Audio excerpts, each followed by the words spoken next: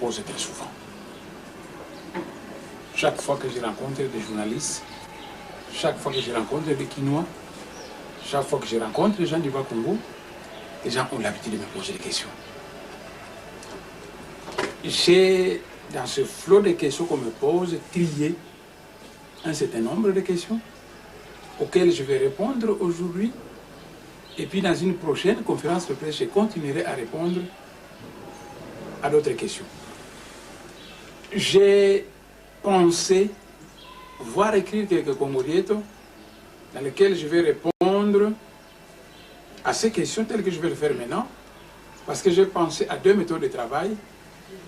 D'un côté, la conférence d'aujourd'hui, la produire en cassette, qu'on pourrait diffuser à travers le pays, ce qui fait que tous ceux qui ont les mêmes questions à poser, alors à travers le pays n'auront plus l'occasion de me poser ces questions-là. La deuxième méthode consiste à répondre par écrit dans un Congolais à ces questions. Et j'ai pensé qu'en diffusant les différents Congolais à travers le pays, eh bien, les gens vont pouvoir trouver des réponses à leurs questions. La première question qu'on me pose souvent quand je rencontre des Kinois, c'est la question suivante. Me dit, honorable Mwanda Semi, biso ba Kinois tolinga kayo mingi. Nous les Kinois on t'aime beaucoup. Mais tu es quelqu'un qui ne parle pas souvent. Souvent les gens me posent cette question. À cette question, je réponds ceci. Que Dieu, en créant le monde, en créant les hommes, il a créé des hommes de toutes sortes.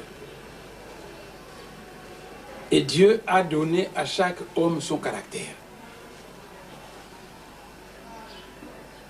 Dieu m'a donné une nature silencieuse.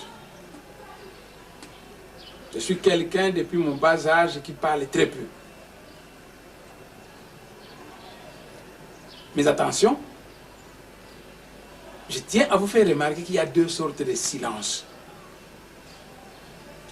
Il y a le silence du connaisseur.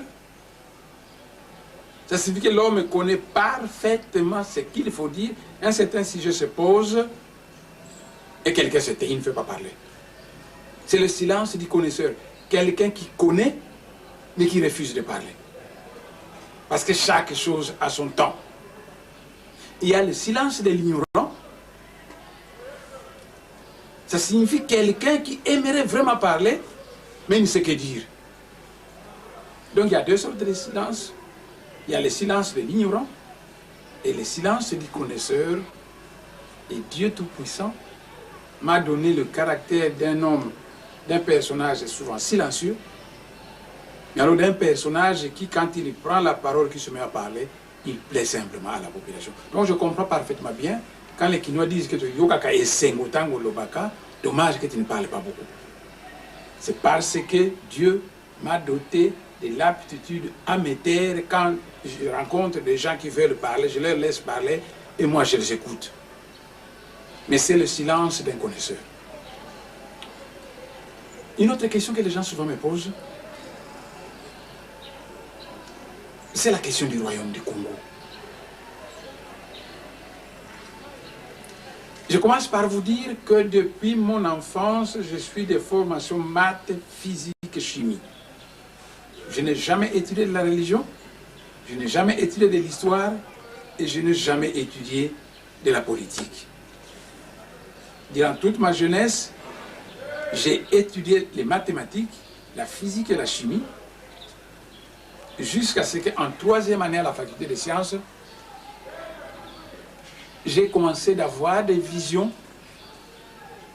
où je commençais à avoir l'archange Mwanda Kombo, et c'est de là que partit une certaine démarche. Mais pour le moment, je tiens à vous faire remarquer que des questions qu'on me pose souvent, pourquoi l'honorable Mwanda Semi a tendance de parler du royaume du Congo? C'est une question que très souvent les gens me posent. À cette question, je vais pouvoir répondre de trois manières différentes. Premièrement, les sages du monde entier disent que le passé a préparé le présent qui est en train de préparer le futur. Que lorsque vous voulez bien connaître le présent, il faut connaître le passé. Or, notre passé, ce n'est pas la conférence de Berlin de 1885, ce n'est pas les frontières coloniales qu'on a tracées en Afrique, mais les royaumes qui ont existé en Afrique avant l'arrivée de l'ère coloniale. Et parmi ces royaumes qui ont existé en Afrique, il y a le royaume du Congo. Mais beaucoup d'Africains du centre ne savent pas ce que c'est le royaume du Congo. Ou tous ceux qui savent du royaume du Congo, c'est ce que le colonisateur leur a dit, et c'est souvent archi faux. Si seulement les Africains du centre savaient avec précision ce que c'est le royaume du Congo, ils seraient simplement, tous les Africains du centre seraient seulement très heureux du royaume du Congo. Il se fait qu'il y a des hommes en Afrique centrale, il y a même certains hommes d'État que parler du royaume du Congo devant eux, ça les agace. Mais parce que ces hommes d'État sont des grands ignorants. Moi aussi j'ai été un ignorant. Durant tout le temps où j'étudiais les mathématiques, la physique et la chimie, j'étais un grand ignorant. Et quand je suis arrivé en troisième année à la faculté des sciences, que j'ai commencé à avoir des visions, que j'ai commencé à voir en vision d'Archange Mwanda Congo qui se mettait à m'enseigner, j'ai alors compris beaucoup de choses et j'ai cessé d'être un ignorant dangereux. Pourquoi l'honorable Mwanda Semi parle souvent du royaume du Congo? Mais moi je vais vous poser une question. Vous êtes des Congolais, n'est-ce pas? Et d'où vient le mot Congo, congolais? Mais ça vient du royaume du Congo. Lorsqu'il faut écrire Katanga, vous écrivez Katanga avec K. Quand il faut parler du Kasaï, vous parlez du Kasaï avec K. Et quand il faut parler de Kananga, quand il faut écrire Kananga, vous écrivez Kananga avec K. Et il en est ainsi, parce que la planète Terre est peuplée de plusieurs peuples différents. Chaque peuple a sa langue, et il y a des catégories de langues en Afrique centrale qu'on appelle des langues bantoues. Le Kikongo c'est une langue bantoue, le Chiluba c'est une langue bantoue, le Swahili c'est une langue bantoue, le Lingala c'est une langue bantoue, et dans les langues bantoues, on écrit Katanga avec K et non Katanga avec C. On écrit Kasaï avec K et non pas Kasaï avec C. On écrit Kananga avec K et non pas Kananga avec C. Ainsi, l'honorable Mwanda Semi a parfaitement raison que lorsqu'il parle de langue bantoue, qu'il puisse écrire le Congo avec K et non pas avec C. Lorsque vous écrivez Congo avec C, vous écrivez le mot Congo à la française. Mais pourquoi vous n'écrivez pas le Katanga à la française? Comme ça, vous écrivez le Katanga avec C. Pourquoi vous n'écrivez pas le Kasaï à la française? Comme ça, vous écrivez Kasaï avec C. Et pourquoi vous n'écrivez pas Kananga à la française en l'écrivant avec C et non avec K?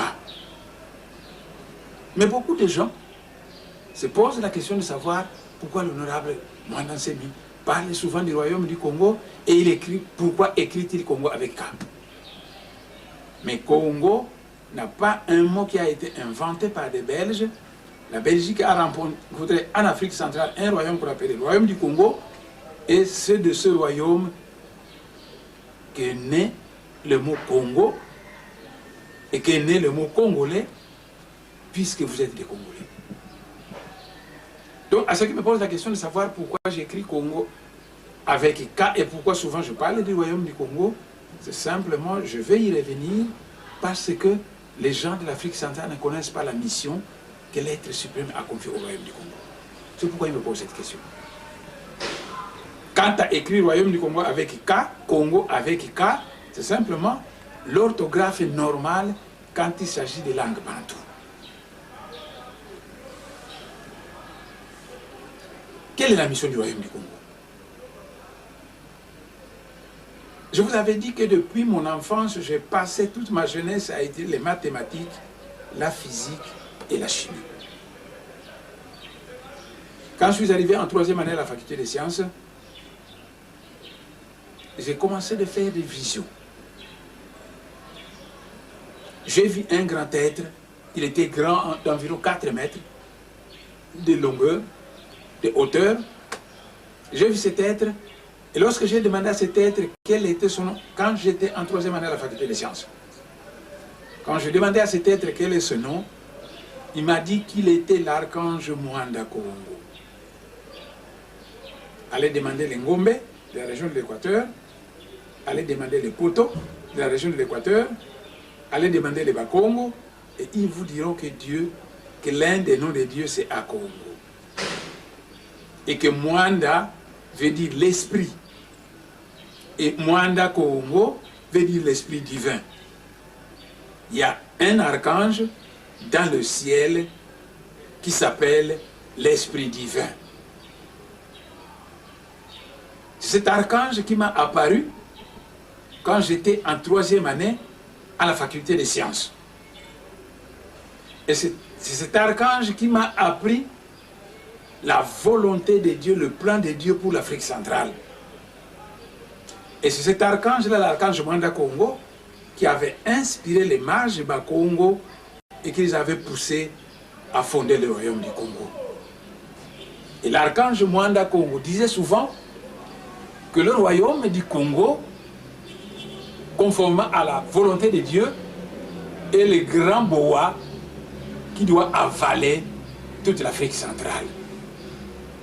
Qu'est-ce que cela veut dire, le grand boa qui doit avaler toute l'Afrique centrale?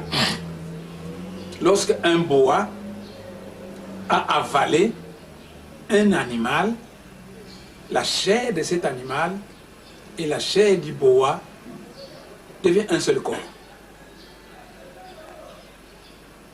D'après le plan de Dieu qu'il avait dicté à son archange Mwanda Kongo, lequel Mwanda Kongo a apparu aux mages Bakongo et leur a demandé de fonder le royaume du Congo pour la réalisation du plan de Dieu en Afrique centrale. Cet archange avait dit,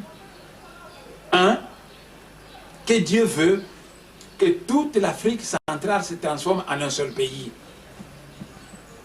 Par conséquent, le royaume du Congo que je veux fonder va se mettre à avaler région par région de l'Afrique centrale jusqu'à ce que toute l'Afrique centrale deviendra un seul pays de type confédéral. J'ai écrit un Congolieto qui s'appelle Nsinsuna Congo. Ce Congolieto est bilingue, qui est congo-français. Dans ce Congolieto qui s'appelle Nsinsuna Congo, j'ai indiqué les conséquences de la sagesse Congo en Afrique centrale dans toutes les régions de l'Afrique centrale. Dans ce Congolieto-là, j'ai dit ce que les mages Bakongo avaient fait au Katanga. Beaucoup de Katangais diplômés des universités occidentales ne savent pas ça. J'ai écrit un Congolieto où vous indiquez dans les lointains passés ce que les mages Bakongo avaient fait au Katanga. Je vais vous donner des indices et vous allez vous rendre compte qu'il en est ainsi. Je montrais dans ce Congolieto-là ce que les mages Bakongo avaient fait au Kasaï, au Bandundu, dans l'Équateur, dans toute l'Afrique centrale, même au Gabon. Parce que le royaume du Congo, suivant la volonté de Dieu, était créé sur ordre de l'archange Mwanda Kongo, lequel archange avait dit que le royaume du Congo, conformément à la volonté de Dieu, est le grand boa qui est appelé à avaler toute l'Afrique centrale. Cela veut dire que le royaume du Congo devrait s'étendre sur toute l'étendue de l'Afrique centrale jusqu'à ce que toute l'Afrique centrale devienne le royaume du Congo.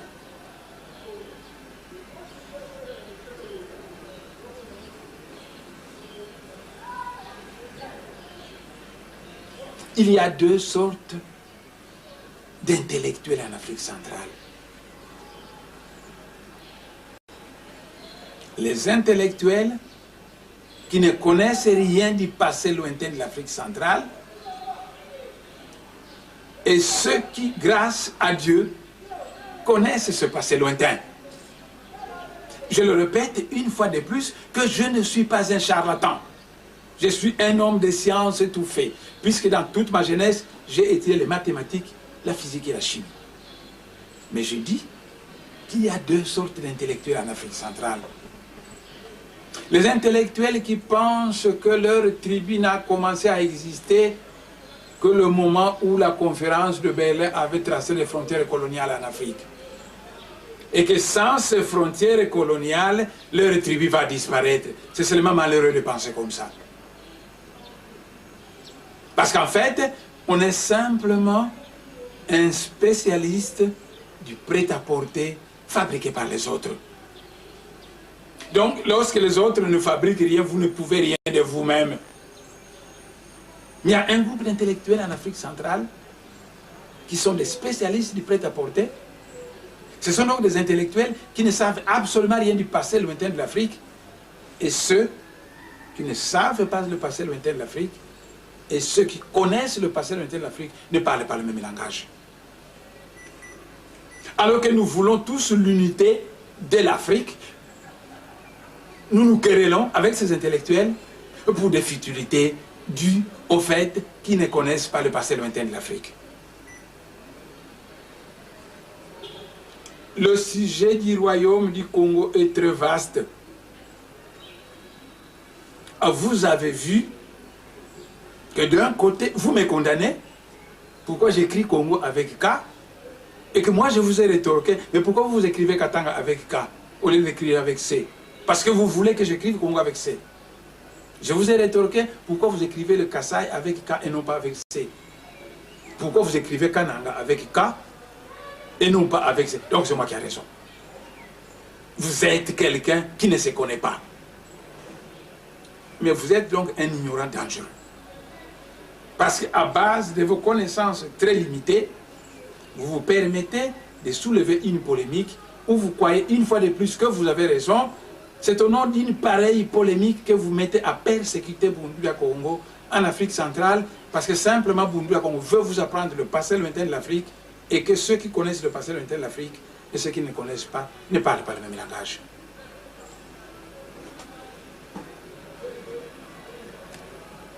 La deuxième question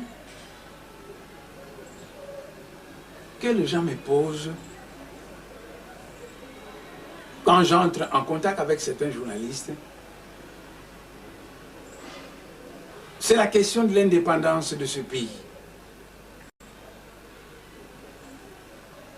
Les Lumumbistes au pouvoir parlent beaucoup de Lumumba, ils nous parlent d'une histoire de Lumumba. Moi, j'ai dit à ces journalistes, halte à ce que vous me posez cette question, parce que les gens font du lumumbisme sans l'esprit de Lumumba.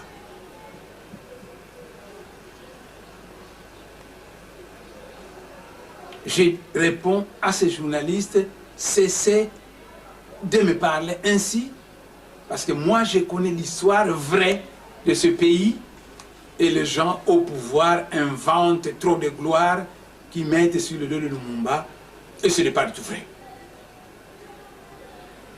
Les gens vous disent que c'est Lumumba qui a demandé l'indépendance de ce pays, ce n'est pas du tout vrai. Vous m'entendez? Je vous répète que ce n'est pas du tout vrai. La Belgique, la puissance coloniale de ce pays, connaît très bien que l'indépendance de ce pays, c'est l'affaire des Bako. Je vais vous le démontrer. Par un seul argument, je pouvais vous avancer beaucoup d'arguments.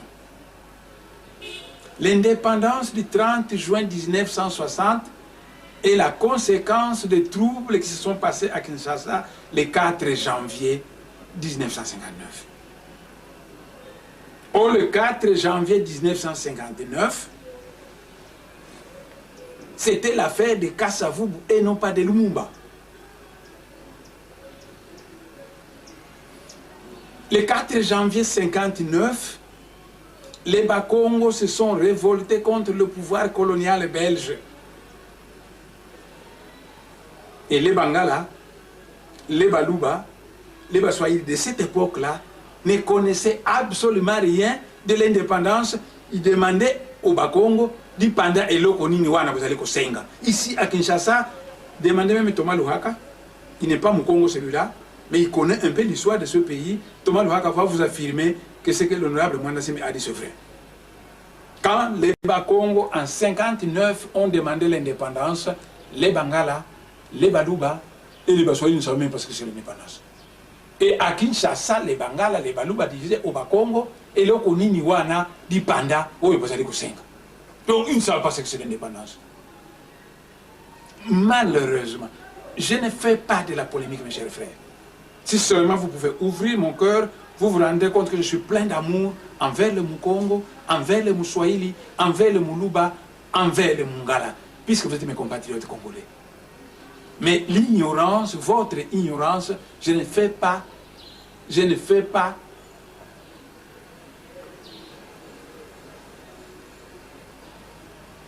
votre ignorance me déçoit. Vous avez arraché le pouvoir de ce pays aux Bakongo qui ont demandé l'indépendance, qui savaient ce qu'ils voulaient faire, et 60 ans durant, dans ce pays, vous avez tourné en rond et vous n'avez abouti nulle part. J'ai toujours répété que la RDC c'est un pays fantastique, que si les richesses de ce pays profitent au Bakongo, que si ça profite au Bangala, que si ça profite au Baluba et ça profite au Baswahili, nous serons tous contents et personne n'aura envie de quitter ce pays parce que la chose de la RDC nous profite tous. Mais votre mensonge, votre lumumbisme sans l'esprit de Lumumba que vous prenez dans ce pays, je ne suis pas partie prenante. L'indépendance de 1960, c'est la conséquence de la révolte de Bakongo le 4 janvier 59. Vous savez que le 4 janvier 59, il y a eu 3 chérubins qui ont apparu à Kinshasa. Ce ne sont pas les Bangala qui ont fait descendre ces chérubins. Ce sont les grands êtres de Moïla Congo, sur instruction de Kimbangu, qui ont envoyé les chérubins le 4 janvier 59. Donc le 4 janvier 59, c'était la fête de Bakongo, et c'est ce 4 janvier 59 qui a conduit à l'indépendance du 30 juin. Je vais vous donner une seule preuve. La sécurité belge, quand les troubles du 4 janvier sont produits, le service de renseignement belge a tenté de savoir qui étaient les meneurs des événements du 4 janvier. Parce que ces meneurs devraient être arrêtés. Et on a arrêté 24 personnes qui ont été considérées comme les meneurs. Kassavubu a été arrêté, c'était Mukongo. Bikebi a été arrêté, c'était Mukongo. Bachikama a été arrêté, c'était Mukongo. Bref, on a arrêté 24 personnes.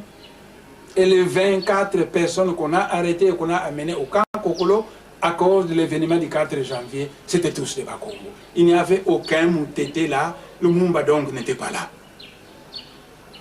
Le service de sécurité belge a dit que si nous avons connu des troubles dans notre colonie congo-belge, c'est à cause des Bakongo, c'est à cause de ce groupe de meneurs, des 24 messieurs qu'on a arrêtés et qu'on a amenés au camp Kokolo.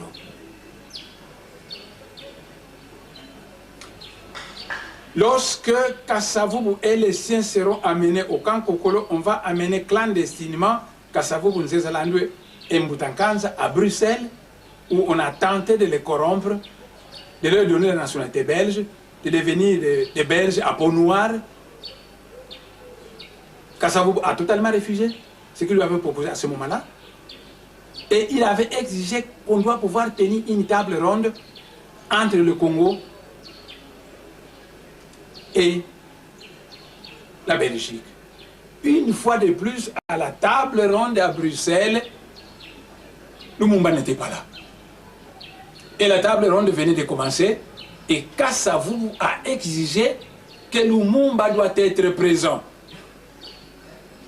Mais Lumumba était en prison à Kisangani parce que les Belges disaient que Lumumba avait volé de l'argent au compte chèque postaux où il travaillait à Kisangani, et que c'est pourquoi on l'avait mis en prison. Kassavubu a dit, puisque c'est un homme politique de notre pays, et que tous les hommes politiques du Congo sont venus à la table ronde, je n'assisterai pas si Lumumba ne vient pas. Une fois de plus, c'est encore Kasavubu qui va donc demander que Lumumba aille à Bruxelles. Lumumba, c'était le patron du MLC Lumumba. Mais le MLC Lumumba n'a pas été créé par Lumumba, ça a été créé par l'Église catholique belge qui voulait combattre les Bakongo.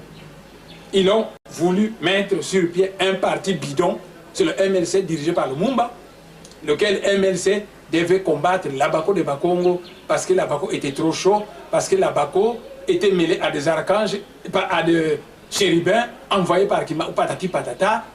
Les colonisateurs belges voulaient créer un parti bidon fondé par l'Église catholique belge et qu'on a confié à Lumumba. Lumumba jusque-là était un agent des Belges.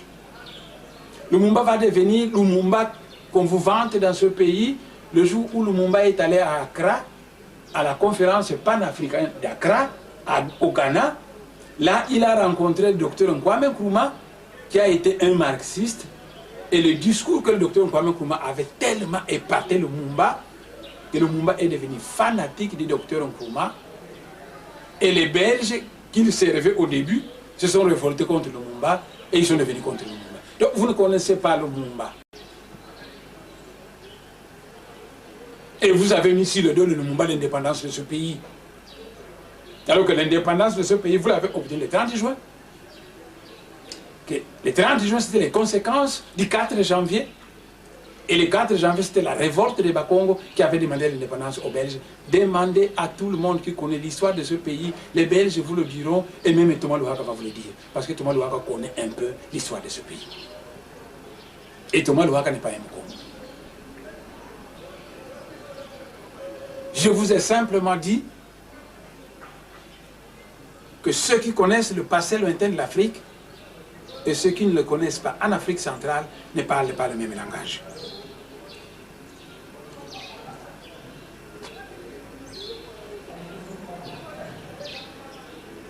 Une autre question que les gens me posent quand je suis souvent avec les journalistes, quand je me promène à travers Kinshasa, c'est le problème de Bunduria Congo. Si j'achetais une rame de papier et que je remettais à chacun une feuille de papier et que je lui posais la question de savoir, écrivez-moi si cette feuille de papier, c'est que c'est Bunduria Congo. Eh bien, tout le monde va raconter des conneries sur Bunduria Congo. Parce que tout le monde va écrire n'importe quoi sur Bunduria Congo.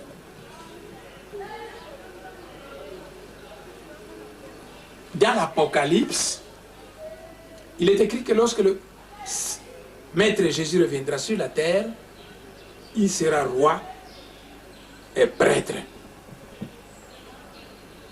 C'est écrit dans l'Apocalypse. Être roi dans ce monde, se faire de la politique, parce que la royauté, c'est un grade politique. Et la Bible nous dit que lorsque le Maître Jésus reviendra sur la terre, il sera roi et prêtre. Il sera roi, ça signifie que quand Jésus reviendra sur la terre, il fera la politique. Il sera prêtre, ça signifie que le Maître Jésus, lorsqu'il reviendra sur la terre, il fera la religion. Donc, lorsque le Maître Jésus reviendra sur la terre, il sera un chef politico-religieux. Et Bunduria Congo n'est pas une église parce qu'il est plus qu'une église. Et Bunduria Congo n'est pas un parti politique parce qu'il est plus qu'un parti politique. Bunduria Congo, c'est quoi? Eh bien, je commencerai par vous dire, mais je vais vous faire rire. Mais je tiens fermement à ce que je vous dis, parce que Celui qui m'a dit ça, c'est un être céleste qui est de loin, de loin, de loin plus élevé. C'est l'archange Mwanda Congo.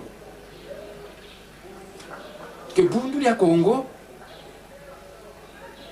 veut provoquer l'émergence en Afrique centrale d'une civilisation particulièrement adaptée à la mentalité négro-africaine. L'archange Mwanda Congo dans le monde céleste m'a dit qu'il voulait provoquer l'émergence en Afrique centrale d'une civilisation moderne particulièrement adaptée à la mentalité négro-africaine et que cet archange-là avait besoin d'un instrument pour la réalisation de cette mission. Que cet archange avait dans le passé utilisé le royaume du Congo et que pour le moment, cet archange voulait se servir de Bundulia Congo pour provoquer l'émergence en Afrique centrale d'une civilisation moderne particulièrement adaptée à la mentalité négro-africaine. Qu'est-ce que c'est la civilisation? La civilisation, c'est un milâtre dont le papa s'appelle la technologie et la maman s'appelle la culture. Et l'archange a confié à Mwanda Semi et à Bundulia Congo la mission de provoquer l'émergence en Afrique centrale d'une civilisation moderne particulièrement adaptée à la mentalité négro-africaine. Et je vous ai posé la question de savoir qu'est-ce que c'est la civilisation.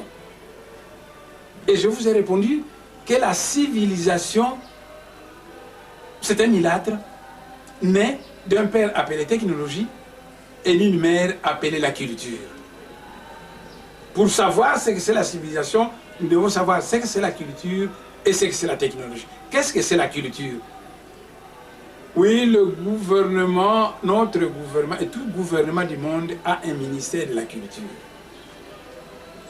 Et si Emani, en tant que journaliste, s'est promené dans la rue en faisant promener son micro pour demander aux gens qu'est-ce que c'est la culture, eh bien, c'est malheureux.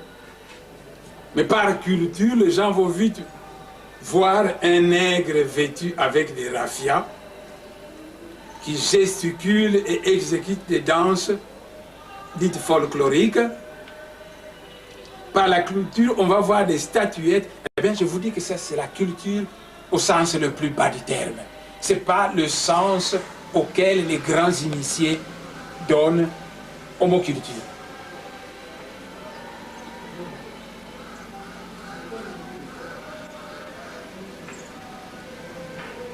Qu'est-ce que c'est la culture d'un peuple?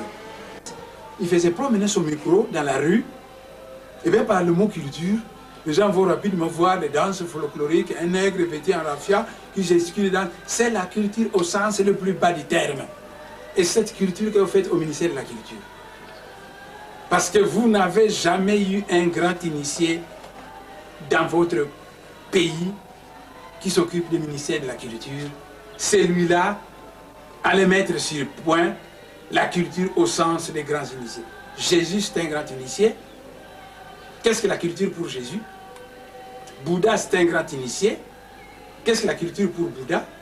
Mohamed, c'est un grand initié. Qu'est-ce que c'est la culture pour Mohamed?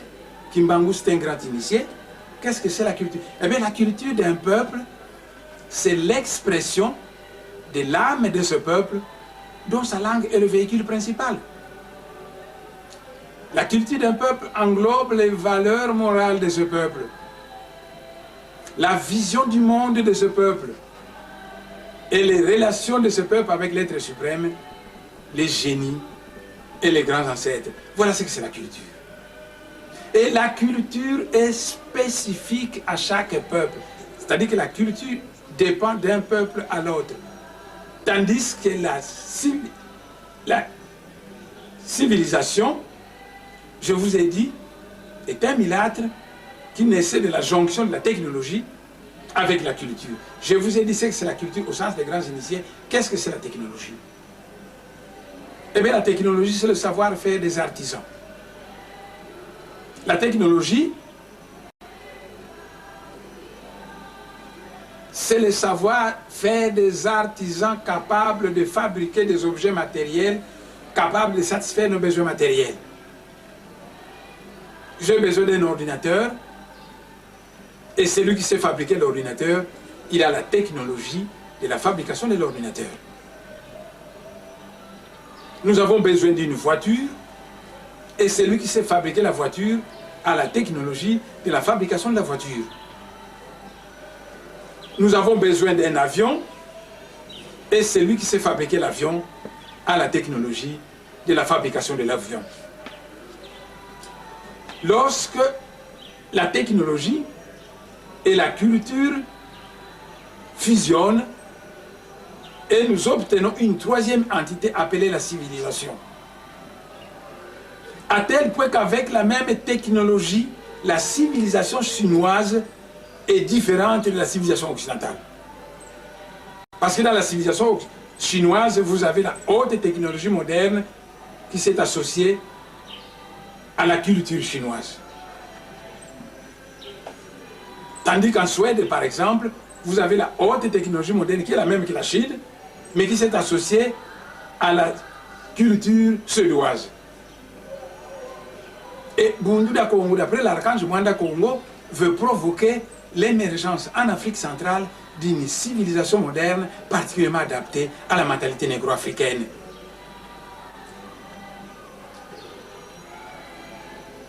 Qu'est-ce que c'est Bunduda Congo alors? Je vous ai dit que Bunduda Congo n'est pas une église. Et je vous ai dit que Bunduda Congo n'est pas un parti politique. Bunduda Congo, c'est une école philosophique comme la Rose-Croix, comme la YAM, etc.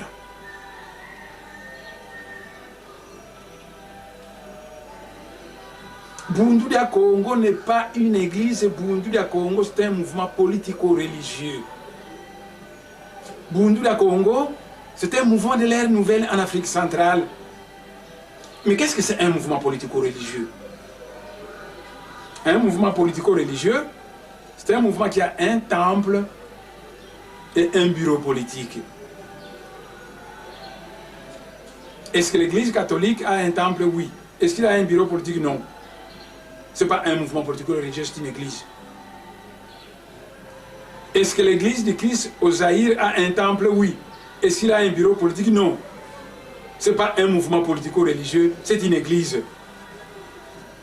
Et Bunduda Congo a été fondé pour être une école philosophique, pour être un mouvement de pensée, pour être un mouvement politico-religieux, parce que Bunduda Congo avait un temple et un bureau politique. Vous savez, le monde entier reconnaît que science sans conscience n'est que ruine de l'âme. Et dans beaucoup de mes points de presse, j'ai toujours dit que ce pays doit être dirigé par des savants qui ont des valeurs morales et spirituelles. Donc des gens qui ont la science et qui ont la religion, les valeurs morales et spirituelles. Et Bunduda Congo, c'est un groupe philosophique qui apprend aux gens en Afrique centrale que au cours de cette ère du Verseau, l'ère du Verseau va durer 2000 ans. Vous savez, j'ai voulu aller tenir une conférence de presse sur l'ère du Verseau au campus, le régime en place m'a interdit d'aller au campus.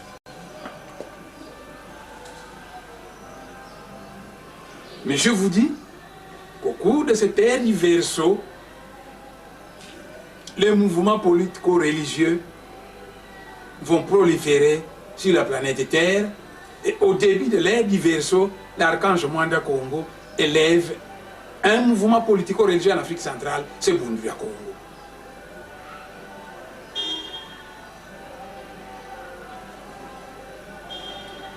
Bundia Congo donc a un bureau politique et un temple. Mais ça, ce n'est qu'un symbole.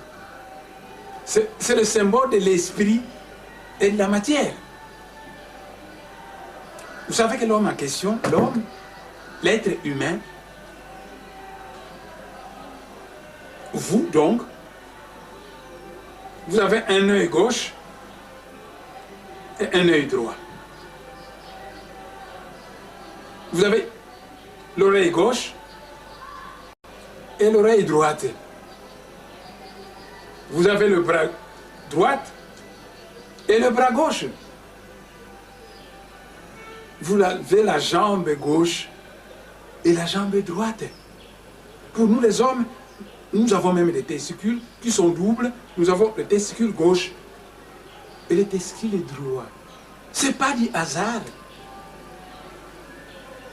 C'est parce qu'au commencement de l'univers, il y a eu l'esprit. La matière a fini par être formée par l'esprit.